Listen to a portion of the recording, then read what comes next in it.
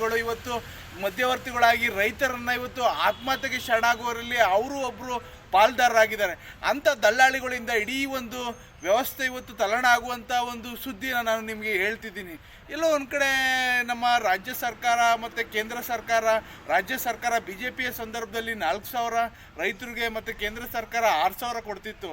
ಆದರೆ ಇವತ್ತು ನಮ್ಮ ಒಂದು ವ್ಯವಸ್ಥೆಯಲ್ಲಿ ಇವತ್ತು ಪ್ರಧಾನಮಂತ್ರಿ ಫಸಲ್ ಯೋಜನೆ ಅಡಿಯಲ್ಲಿ ಇವತ್ತು ನಮ್ಮ ಒಂದು ಎಲ್ಲೋ ಒಂದು ಕಡೆ ನಮ್ಮ ರೈತರುಗಳಿಗೆ ಅನ್ಯಾಯ ಆಗ್ತಿದೆ.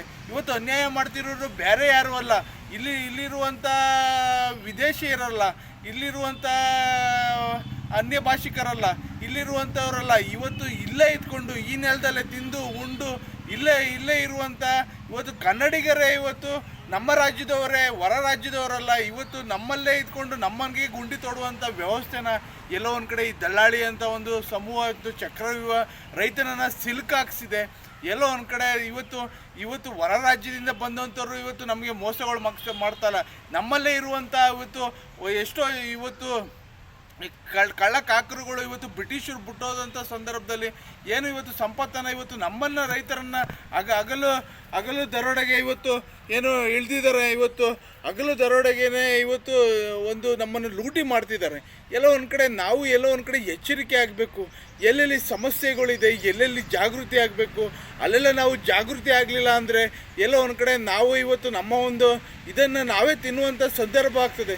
ಇವತ್ತು ಭೀಮ ಫಸಲ್ ಯೋಜನೆಯನ್ನು ಇವತ್ತು ನಮ್ಮ ಕೇಂದ್ರ ಸರ್ಕಾರ ಕೊಟ್ಟಿರುವಂಥ ಸಂದರ್ಭದಲ್ಲಿ ದಲ್ಲಾಳಿಗಳು ನಾವು ಮಾಡಿಸ್ಕೊಡ್ತೀವಿ, ನಾವಿದ್ದೀವಿ, ನಾವು ಈ ನೇರವಾಗಿ ಮಾಡಿಸ್ಕೊಡ್ತೀವಿ ಅಂತ ಹೇಳಿಕೊಂಡು ರೈತರ ಮುಖಾಂತರ ಅವರ ಇನ್ಶೂರೆನ್ಸ್ ಕಟ್ತೀವಿ ಅಂತೇಳಿ ಭತ್ತಕ್ಕಾಗಲಿ, ರಾಗಿಗಾಗಲಿ, ಜೋಳ ಆಗಲಿ, ಇನ್ನೊಂದು ನಮ್ಮ ಒಂದು ಕೃಷಿ ಒಂದು ವ್ಯವಸ್ಥೆಯಲ್ಲಿ ಎಲ್ಲೋ ಒಂದು ಕಡೆ ಅವ್ರ ಹತ್ರ 1,500 ರೂಪಾಯಿ ದುಡ್ಡನ್ನ ತೆಗೆದುಕೊಂಡು ಇನ್ಶೂರೆನ್ಸ್ ಮಾಡಿ ಬಂದಂಥ 20,000 ದುಡ್ಡಲ್ಲಿ ಇವ್ರು ದಲ್ಲಾಳಿ 10,000, ರೈತರಿಗೆ 10,000.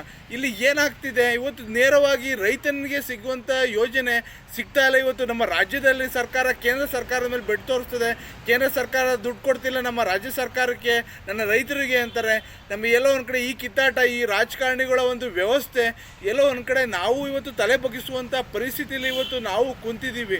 ಎಲ್ಲೋ ಒಂದು ಕಡೆ ನನ್ನ ರೈತ ಇವತ್ತು ಆತ್ಮಹತ್ಯೆಗೆ ಶರಣಾಗ್ತಿದ್ದಾನೆ ಅಂದರೆ ಇದೊಂದು ದಲ್ಲಾಳಿಗಳಿಂದ, ಈ ರೀತಿ ಮೋಸ ಮಾಡೋದ್ರಿಂದ, ಈ ರೀತಿ ಹಗಲು ದರೋಡೆ ಮಾಡೋದ್ರಿಂದ ದಲ್ಲಾಳಿಗಳು ನನ್ನ ರೈತ ಇವತ್ತು ಆತ್ಮಹತ್ಯೆ ಮಾಡ್ತೇನೆ ಇನ್ನೇನಾಗಬೇಕು. ರೈತನ ಪರಿಸ್ಥಿತಿ ಏನು? ತಾನು ಬೆಳೆದಂಥ ಬೆಳೆಗೆ, ಎಕರೆಗೆ ಸರಿಯಾದಂಥ ಬೆಳೆಗೆ ಸೂಕ್ತ ಬೆಲೆನೇ ಸಿಕ್ಕಲಿಲ್ಲ ಅಂದರೆ ರೈತ ಏನು ಆಗಬೇಕು? ಇವತ್ತು ರೈತ ಬೆಳೆದಂಥ ಟೊಮೊಟೊ, ಬದನೆಕಾಯಿ, ಆಲೂಗೆಡ್ಡೆ, ಗೆಣಸುಗಳು ಎಷ್ಟೆಷ್ಟು ಇವತ್ತು ರೈತ ರೋಡಲ್ಲಿ ಚೆಲ್ಲಿ ಆತ್ಮಹತ್ಯೆಗೆ ಶರಣಾಗುವಂಥ ಪರಿಸ್ಥಿತಿ ಆಗಿದೆ. ಎಲ್ಲೋ ಒಂದು ಕಡೆ ನನ್ನ ರೈತನ ರಕ್ಷಣೆ ಆಗಬೇಕು.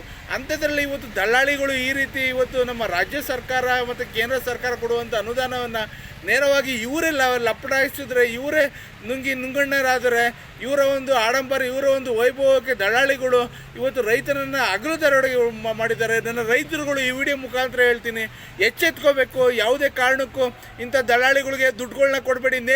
ನೇರವಾಗಿ ಕೃಷಿ ಇಲಾಖೆಗೆ ಹೋಗಿ ನೀವೇ ದುಡ್ಡನ್ನು ಕಟ್ಟಿ ನೀವೇ ನೇರವಾಗಿ ದುಡ್ಡನ್ನು ತೆಗೆದುಕೊಳ್ಳಿ. ಈ ದಲ್ಲಾಳಿಗಳಿಂದ ನಿಮ್ಮ ಕುಟುಂಬವನ್ನು ಬೀದಿಗೆ ತರಬೇಡಿ. ಎಲ್ಲ ಒಂದು ಕಡೆ ನಮ್ಮ ರಾಜ್ಯ ಸರ್ಕಾರ, ಕೇಂದ್ರ ಸರ್ಕಾರ ಕೊಡುವಂಥ ಈ ಒಂದು ವ್ಯವಸ್ಥೆನ ಸದುಪಯೋಗ ಪಡಿಸಿಕೊಳ್ಳಿ. ಎಲ್ಲ ಒಂದು ಕಡೆ ನನ್ನ ವಿಡಿಯೋ ಉದ್ದೇಶ ಇಷ್ಟೇ. ಎಲ್ಲ ನನ್ನ ರೈತಾಪಿ ಕುಟುಂಬ ವರ್ಗದವರು ಬದುಕಬೇಕು. ರೈತಾಪಿ ಕುಟುಂಬ ವರ್ಗದವರು ಮನೆಯಲ್ಲಿ ಪ್ರತಿಯೊಂದು ಜ್ಯೋತಿ ಬೆಳಗಿ ಅವರ ಕುಟುಂಬ ಮಕ್ಕಳುಗಳು ನೆಮ್ಮದಿ ಹೆಂಗೆ ಇರಬೇಕು ಅಂತ ಹೇಳೋದು ನನ್ನ ವಿಡಿಯೋ ಉದ್ದೇಶ. ಅದರಿಂದ ಪ್ರತಿಯೊಬ್ಬರಿಗೂ ಜಾಗೃತಿ ಆಗಬೇಕು. ನಾಡಿನ 700 ಕೋಟಿ ಜನತೆ ನನ್ನ ರೈತರ ಪರವಾಗಿ ನಿಲ್ಲಬೇಕು. ರೈತನ ರಕ್ಷಣೆ ಆಗಬೇಕು. ರೈತನು ಬೆಳೆದಂಥ ಬೆಳೆಗೆ ಸಿಗಬೇಕು. ಮತ್ತು ಅವನು ಕಟ್ಟುವಂಥ ಇನ್ಶೂರೆನ್ಸ್ ಎಕರೆಗೆ 20,000 ದುಡ್ಡು ನೇರವಾಗಿ ಸಿಗಬೇಕು. ಈ ದಲ್ಲಾಳಿಗಳ ಒಂದು ಆಕಾರದಿಂದ ಅರ್ಧಂಬರ್ಧಂಬಗಳು ಸಿಗುವಂಥದ್ದು ಬೇಡ. ನೇರವಾಗಿ ರೈತರುಗಳು ಎಚ್ಚೆತ್ಕೊಳ್ಳಿ. ಇಂಥ ಯೋಜನೆಗಳನ್ನ ಸದುಪಯೋಗ ಪಡಿಸ್ಕೊಳ್ಳಿ.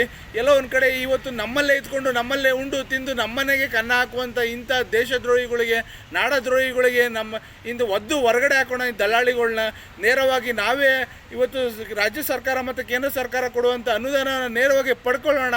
ಆದರೆ ಎಲ್ಲೋ ಒಂದು ಕಡೆ ಕಾಂಗ್ರೆಸ್ ಸರ್ಕಾರ ಗ್ಯಾರಂಟಿಗಳಿಂದನೇ ಇವತ್ತು ಕೊಡುವಂಥ 4,000ನ ನಿಲ್ಲಿಸಿದೆ. ಬರೀ ಗ್ಯಾರಂಟಿಮಯ ಆಗಿದೆ. ಆದರೂ ಸಹ ನಮ್ಮ ಕೇಂದ್ರ ಸರ್ಕಾರ ಪ್ರಧಾನಮಂತ್ರಿ ಫಸಲ್ ಯೋಜನೆ ಕೊಡ್ತಿರುವಂಥ ದುಡ್ಡನ್ನು ತೆಗೆದುಕೊಳ್ಳೋಣ. ಇವತ್ತು ನಾವು ಇಂಥ ಒಂದು ವ್ಯವಸ್ಥೆನ ಬೇಡ. ಎಲ್ಲರೂ ಜಾಗೃತರಾಗಿ ಪ್ರತಿಯೊಬ್ಬರು ಮನವರಿಕೆ ಮಾಡ್ಕೊಳ್ಳಿ. ಪ್ರತಿಯೊಬ್ಬರು ತಮ್ಮ ಒಂದು ಬೆಳೆಗೆ ಇನ್ಶೂರೆನ್ಸ್ ಇದೆ, ಸೂಕ್ತವಾದಂಥ ಬೆಲೆನ ನಮ್ಮ ಕೇಂದ್ರ ಸರ್ಕಾರ ಕೊಡುತ್ತೆ. ಪ್ರಧಾನಮಂತ್ರಿ ಫಸಲ್ ಯೋಜನೆಯಲ್ಲಿ ನೇರವಾಗಿ ತೆಗೆದುಕೊಳ್ಳಿ, ದಲ್ಲಾಳಿಗಳನ್ನ ಒದ್ದು ಹೊರಗಡೆ ಹಾಕಿ, ಅವತ್ತು ನಮ್ಮ ರಾಜ್ಯ ರಾಮರಾಜ್ಯ ಆಗುತ್ತೆ ಅಂತೇಳಿ ನಾನು ವಿಡಿಯೋನ ಮುಗಿಸ್ತಿದ್ದೀನಿ. ಈ ವಿಡಿಯೋ ನೋಡ್ತಿರೋರು ಶೇರ್ ಮಾಡಿ ಮತ್ತು ಕಾಮೆಂಟ್ ಮಾಡಿ, ನಿಮ್ಮ ಅಭಿಪ್ರಾಯ ತಿಳಿಸಿ. ಜೈ ಹಿಂದ್, ಜೈ ಕರ್ನಾಟಕ, ಮತ್ತು ಒಂದೇ ಮಾತರಂ.